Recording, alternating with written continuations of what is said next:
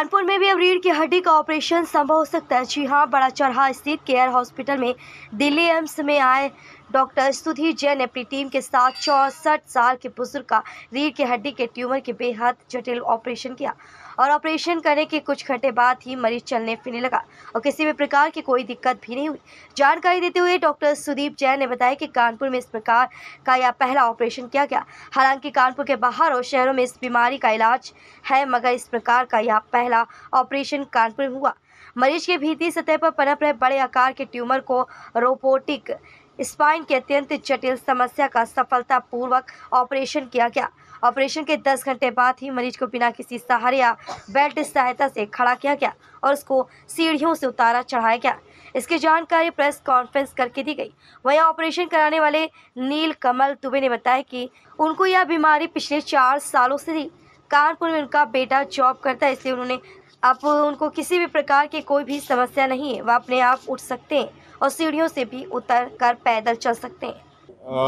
ये एक बहुत इम्पोर्टेंट आपने ना बात पूछी।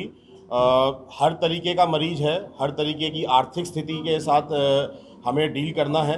सब लोग अफोर्ड नहीं कर सकते। दिल्ली की दौड़ लंबी है, महंगे अस्पताल हैं, कॉरपोरेट हॉस्पिटल्स में कई गुना खर्चा आता है और उसके अलावा और बहुत सारी तरीके की आना जाना और मरीज का जो वहाँ पर प्रॉब्लम्स आती हैं ना, लंबा स्टे रहता है।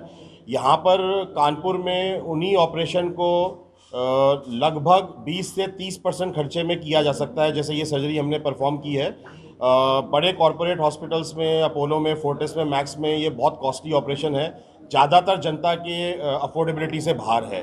हर आदमी वो दिल्ली में जाके नहीं करा सकता, लेकिन यहाँ पर हमने केयर हॉस्पिटल के साथ इस तरीके का टाई अप किया है कि हर तरीके की इकोनॉमिक फिजिबिलिटी का हमने ध्यान रखा है कि लो पेइंग कैपेसिटी का पेशेंट है जो ज़्यादा अफोर्ड नहीं कर सकता, तो हम उसको भी ये नवीनतम सुविधाएं दे पाएँ।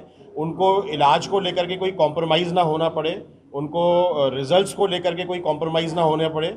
जो अफोर्ड कर सकते हैं और जो अफोर्ड कम कर सकते हैं, दोनों का सेम इलाज हो और उनको सेम।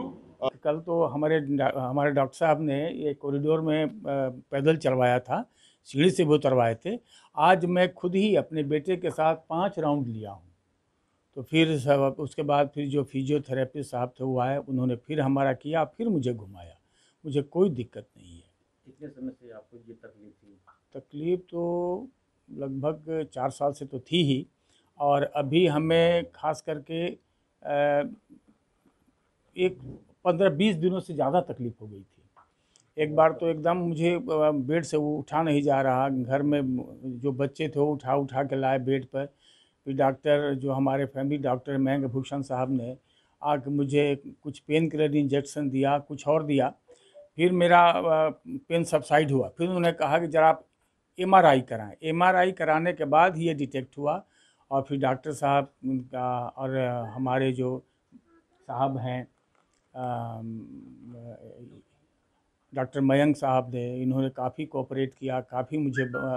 और फिर जो डॉक्टर साहब हैं, जैन साहब हैं, उनके बारे में हम लोग को इंट्रोड्यूस किया। तो डॉक्टर साहब ने इतना बढ़िया मेरा सर्जरी कर दिया है। संभवतः मुझे सुनने में आया है कानपुर में पहली बार हुआ है।